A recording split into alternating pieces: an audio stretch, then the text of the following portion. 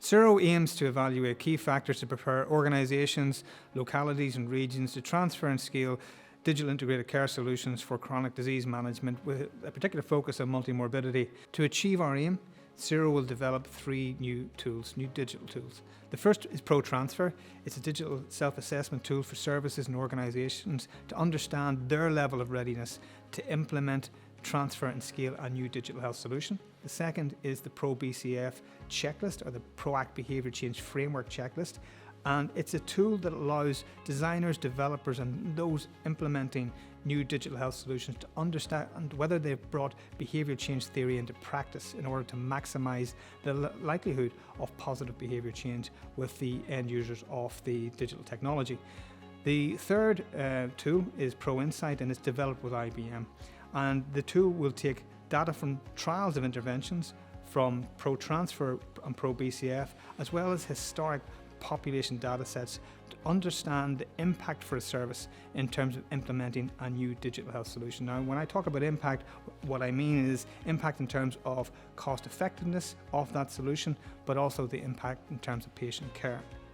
So within the project, we will trial the 3 tools in effectiveness implementation hybrid trials. They are pragmatic randomized control trials with a process evaluation, and those trials will occur in 3 countries, Ireland, Belgium and Sweden, with 720 older adults over the age of 65 with multimorbidity. We will run another trial in Italy, and that will be to examine the use of the ProTransfer solution to inform new procurement processes for services looking to bring new digital health solutions into practice. EMIC is responsible for organizing the trial site in Belgium and organizing the collection of all the data with the participants and with the care network around it. And next to that, with that outcome, we also want to inform about the economical valorization opportunities, what is the cost benefit that we can show with this trial, and how can we imagine new business models with this kind of solutions. Being involved in SEURO means a lot. Being involved again with this very nice group of people, being able to collaborate and bring the ProAct platform a bit further, going deeper and collecting more evidence about what this kind of solution can bring to daily life, to new ways of doing healthcare in the future in Europe. IAS is an association formed by families, people with disabilities, and other friends that 60 years ago they decided to be together to give a kind of advocacy field for people with disabilities. So when we have the possibility to participate to SEURO, that was a continuation of ProAct, a previous project, we had really the possibility to understand what the elderly people need and how we can, with our platform ProAct and with the other tools that we are building, how we can answer to their needs.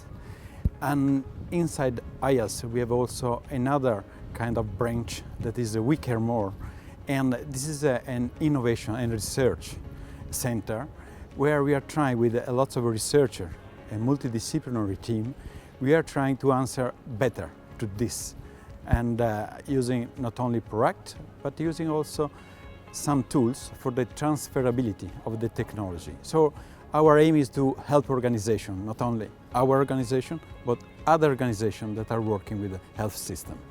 For me, as a researcher, means that I'm really going inside what a platform is for people with kind of elderly people. But for our organization, means to be working with lots of other researchers, different universities, different service providers, and we are really understanding how in Europe the work are going. So first of all, I think that it's really important for the elderly people to have an answer, and not only for their needs but also for support their families.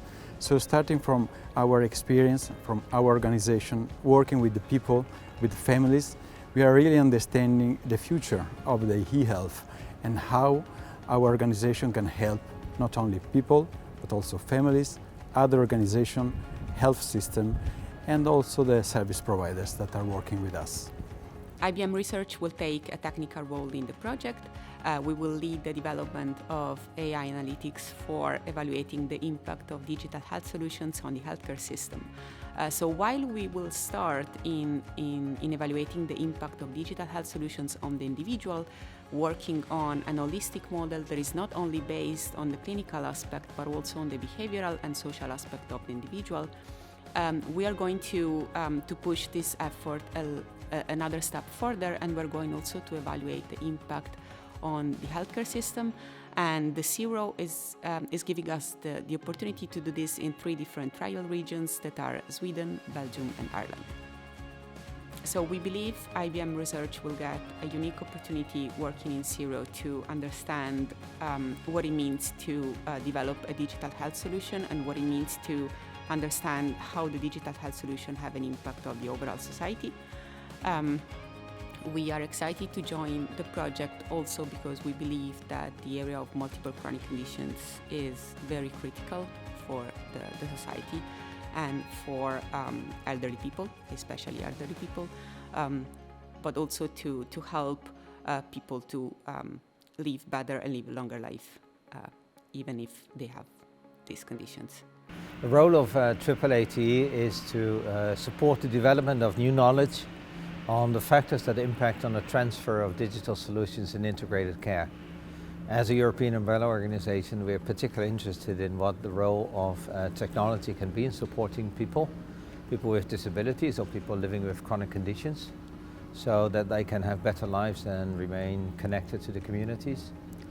And there's a lot of progress in this field at the moment, but there's still many projects that fail beyond the pilots. So we would like to better investigate through a transferability study and software that is being developed by our partner AAS to understand better how organizations can assess their readiness level to make that step into the digital world. And we'll take those results together with results that we are obtaining in other projects into to our next conference, which will be held in Lecco in Italy in July. And I hope a lot of people will join us there because it's going to be very interesting. For us, being involved in this project is an incredible opportunity to work with colleagues that have a lot of expertise already through the PROACT project, but also others. In particular, the project coordinator, John Dinsmore, but the whole team of Trinity and the other Irish colleagues. And that is actually allowing us to have a glance into the future. We all know that the population in Europe is rapidly aging, and the resources will be decreasing for care. So technology is probably a way to go, and everybody thinks that technology is the way to go. But we just have to make sure that we do it right, and that we actually understand better not only what technology can do to people, but also how to introduce it into the organizations. So for our members, the AAAT members, I think this is a particularly relevant project. So we're not only doing this for ourselves, but also for our members across Europe and worldwide, because we are part of a global network of assistive technology associations as well. Digital technologies can advance the future of home care by helping us deal with the risks that people providing home care in people's individuals' homes have, but also risks to the service users themselves.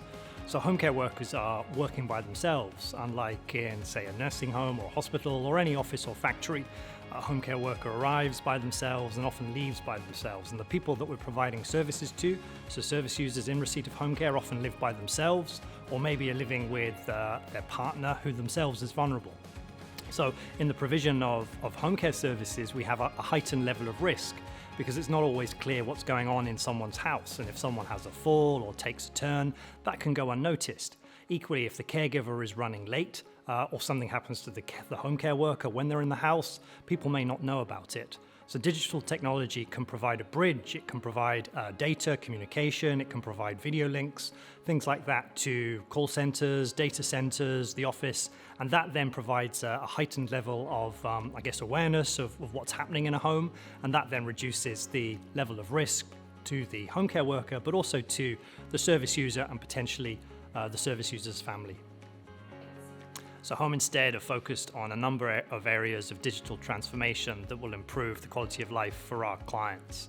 Home Instead are looking at a range of technologies that our clients can use to enhance their security and their safety whilst they live in their own homes, and to better understand how our care staff can use those technologies to support our service users.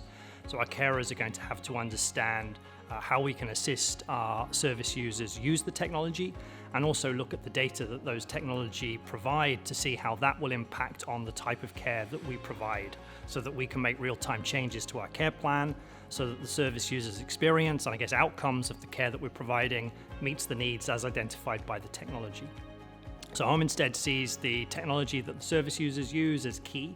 We also see the technology as something that can provide real-time data to family and healthcare professionals, and we want to be part of that communication. And we also see technology as assisting the role of the carer, whether it's the carer being able to access information about a service user, information about a service user's condition, so that they can make better decisions on the spot when they're there with the service user.